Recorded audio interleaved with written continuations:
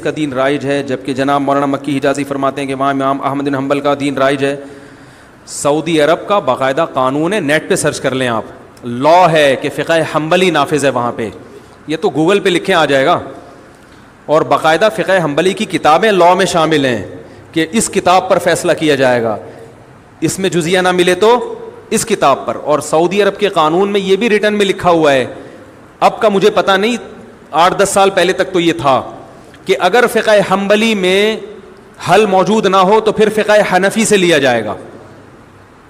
یہ جو شیخ شریم ہے نا امام حرم, انہوں نے فقہ حنفی میں پی ایچ ڈی کی ہے, خود تو یہ حنبلی ہیں لیکن فقہ حنفی میں انہوں نے پی ایچ ڈی کی ہے. تو سعودی عرب میں اگر آپ فقہ حنبلی نہیں پڑھتے تو آپ کسی اونچی پوسٹ پہ جا ہی نہیں سکتے, سمجھ رہے ہیں, وہاں پڑھنا ضروری ہے یہ.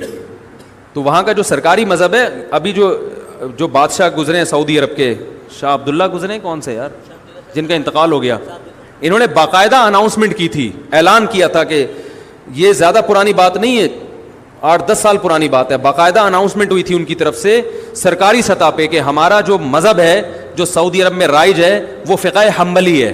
یہ اناؤنسمنٹ باقاعدہ ہوئی تھی. تو میں نے خود سعودی عرب میں حرم میں وہاں کے علماء کے فقہی مجالس اٹینڈ کی ہیں. ایک تو ہوتا ہے نا قرآن و سنت پہ درس تفسیر, جیسے بھی ہمارا یہ درس چل رہا ہے, ایک ہوتا ہے جو لا پڑھایا جاتا ہے نا. تو میں نے خود حرم میں بیت اللہ کے سامنے درس اٹینڈ کیے, فقہ حنبلی کی کتابیں باقاعدہ پڑھائی جا رہی ہیں وہاں پہ, سمجھ رہے ہیں.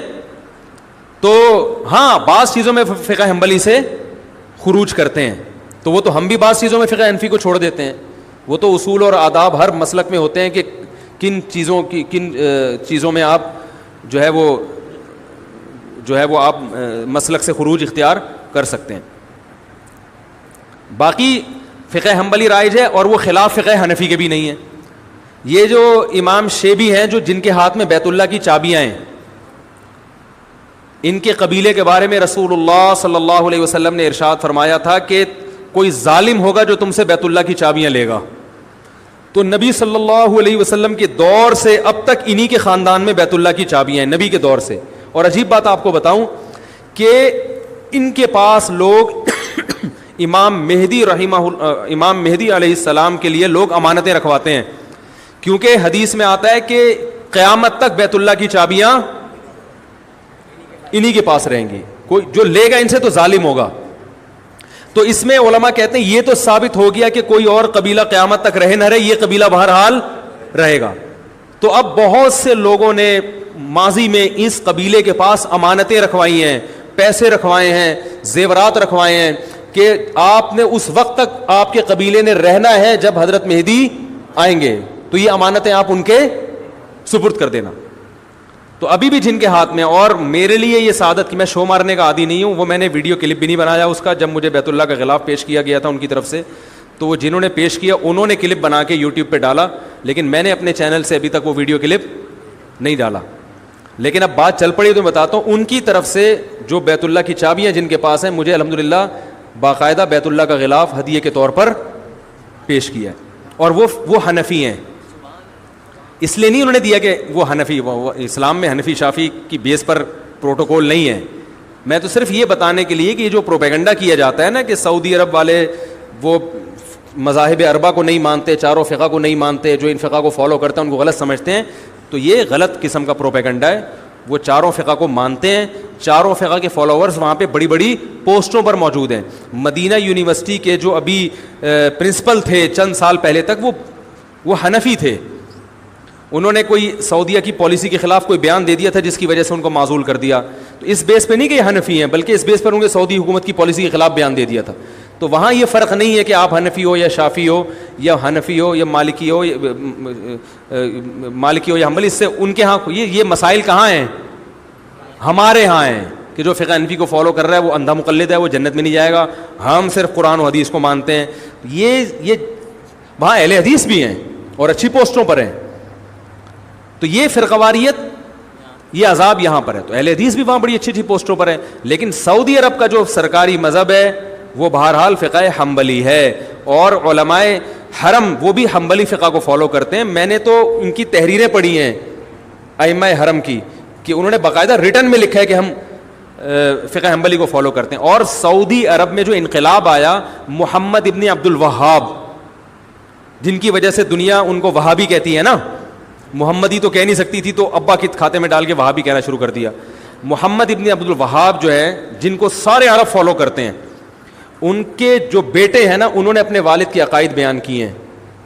اس میں صاف طور پر لکھا ہے کہ ہم فقہ حنبلی کو فالو کرتے ہیں اور ہم نے پانچواں کوئی مسلک نہیں نکالا.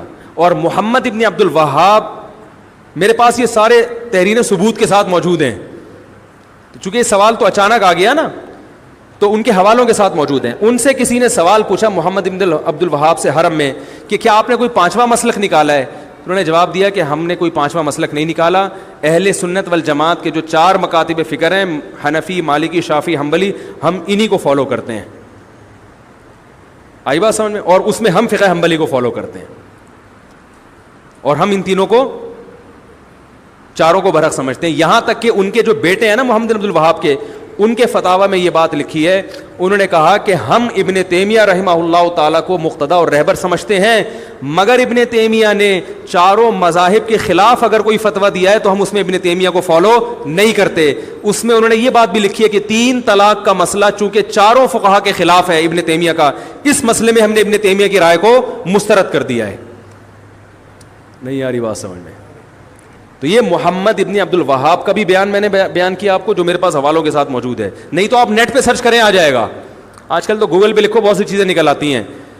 تو یہ الفاظ نیٹ پہ سرچ کریں, وَلَا نُنْكِرُ أَحَدًا مَنْ قَلَّدَ أَحَدًا مِنَ الْمَذَاهِبِ الْأَرْبَعَةِ, کہ ان چاروں, یہ محمد بن عبد الوہاب کا بیان ہے رحمہ اللہ, کہ ہم کسی ایسے شخص پر رد نہیں کرتے جو چاروں مذاہب میں سے کسی ایک کی تقلید کرتا ہے.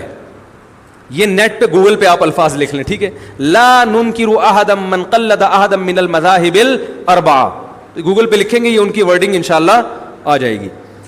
تو اور یہ بھی ہو سکتا ہے نہیں آئے تو مزید ریسرچ کریں, آپ مزید تحقیق کریں, کیونکہ بعض دفعہ یہ الفاظ کسی اور کے بھی کہے ہوئے ہوتے ہیں نا, تو کسی اور کے نام سے آ جائے گی پھر وہ.